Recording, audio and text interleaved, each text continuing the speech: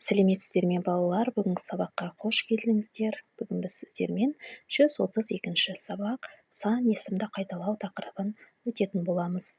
49-ші жаттығу ойлан тап. Хайуанаттар бағында сары, көк және қызыл түсті тотықұстар бар. Сары түсті тотықұстардың саны көк түстілермен бірдей, ал көкті түстілердің саны қызыл түстілермен бірдей. Егер қызыл түсті тотықұс үшеу болса, хайуанаттар бағында барлығы неше тотықұс бар? Жауабыңды жаз. Сан есімнің астын сыз дейді. Балалар, хайуанаттар бағында сары, көк және қызыл түсті тотықұстар бар, иә? Барлық тотықұстардың саны 3-3-тен. Сары тотықұс үшеу, қызыл тотықұс үшеу, көк тотықұс үшеу. Демек, хайуанаттар бағында 9 тотықұс бар екен, иә? Сан есім балалар үшеу деген сөз астын қызыл сызықпен сызып қойдық. Шығармашылық үзіліс 50-ші жаттығу.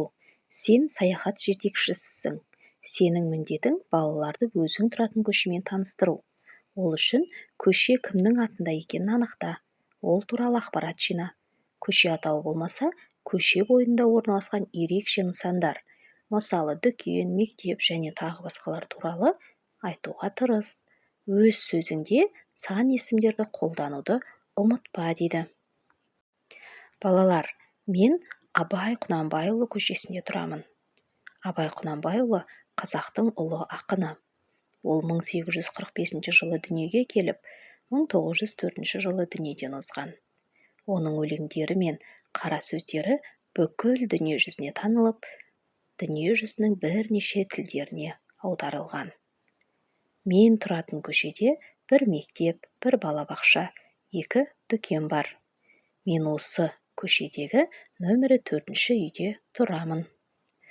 Келесі 51-ші жаттығу. Жоспар бойынша мәтін құрастырып жаз. Жоспар. Қазақстан жері, Қазақстан халқы, Қазақстанның көрікті демалыс орындары.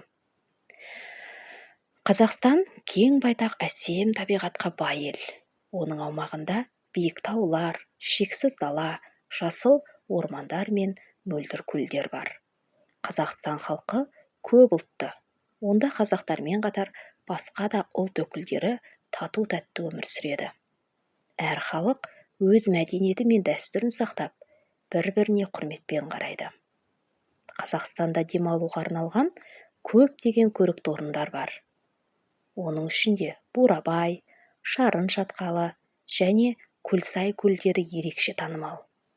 Бұл жерлер табиғаттың кереметімен, таза ауасымен және тамаша көріністерімен саяхатшыларды баурайды. 52-ші жаттығу. Айман орманға саңырауқұлақ теруге келді. Алайда орманда улы саңырауқұлақтар өте көп еді. Олар қызыл түсті.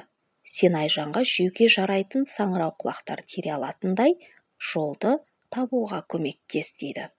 Балалар, қараңыздаршы, 1-ші, 2-ші, 3-ші, 4-ші жол деп біз белгілеп қойдық. Енді қараңыздар, 1-ші жолда бізде қызыл саңырауқұлақ, 2-ші жолда бізде қасқыр бар екен. Ал 3-ші жолда қызыл саңырауқұлақ бар екен. 4-ші жолға түсетін болса, балалар, Айжан құрбақаға және де ол жерде жаңағы қорқақ қоянға тап болады, және де бұл жерде қорқатын ештеңе жоқ.